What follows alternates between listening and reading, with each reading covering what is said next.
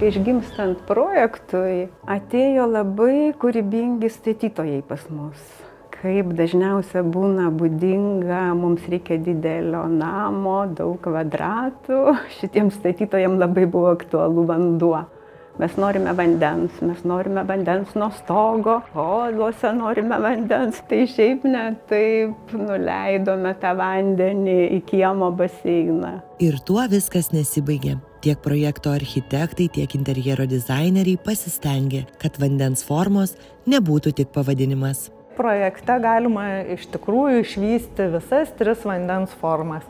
Ir garo, ir ledo, ir tekančio vandens. Mums atrodė, kad tai galėtų būti tarsi vandens kelias. Vandens nubėgtas takas, išgraužta vaga, smėlį, akmenį. Ir mums toms metaforams apriepti padėjo postmodernizmo idėja. Lubos ir grindys tai bus tarsi atsikartojantis atspindžiai. Grindys bus mozaikinis akmuo, dėliotas tokiu raštu, kur įsipina į tą architektūrą, į tą erdvę ir kartoja tarsi tų galerijų ir atriumo formas. Ir tas pats raštas atsikartos lubose su šviečiančiam detalėm.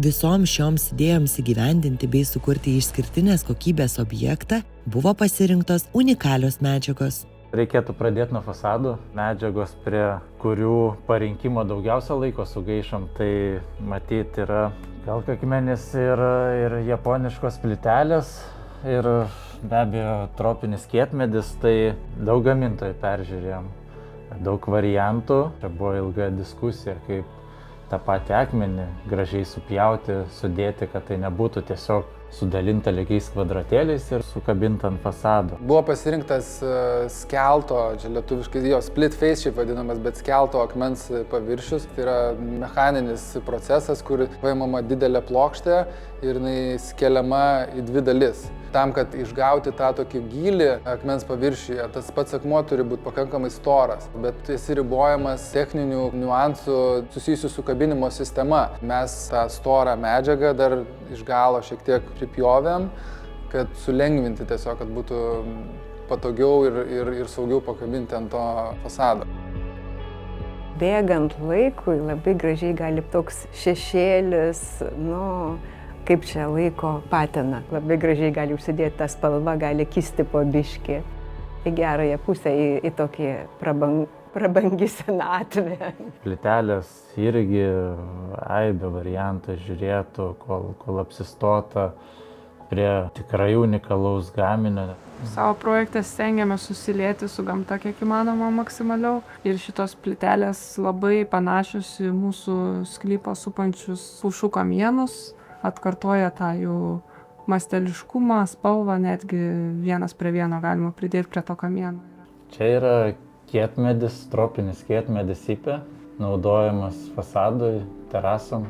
Rinkomės iš Kumarumas Randubos ipė, kuri galiausiai buvo pasirinkta kaip geriausiai mūsų nuomonė tinkanti prie šio statinio. Medžiai, kurie iš principo plienmedžiai, tai medžiai nepavaldus laikui ir nebereikalo iš taip toli vežami, kad tarnautų ir stovėtų ir nesikeistų metams bėgant. Matom granito pavyzdžius, kurie numatyti vidaus erdvėse, holuose, holų grindims. Tai yra granitas, bet ne šiaip granitas, tai išskirtinė medžiaga, išskirtinės kokybės granitas. Projekte naudojami yra 4 skirtingi akmenys, jie yra iš visiškai skirtingų pasaulio kampelių. Tas pagrindinis fasadinis yra iš Kroatijos, jis vadinasi Džalo Distrija. O kiti likę akmenys viduje, vienas yra iš Irano žalias granitas, kitas granitas yra iš Brazilijos ir dar vienas yra iš Indijos. Tokių projektų pas mus galima suskaičiuoti ant turbūt vienos rankos pirštų. Smagu, kad mes jau kažkaip einam tokiu visai teisingu keliu, man atrodo, kas liečia natūralių medžiagų panaudojimą ir supratimą apie jas. Natūralios medžiagos, originalios idėjos ir išskirtiniai dizaino sprendimai. Visa tai susijungia projekte Vandens formos. Atriumas tai yra didžiulė prizmė, aukštis per 4 aukštus ir ta prizmė trikampinė tarsi lis lietus.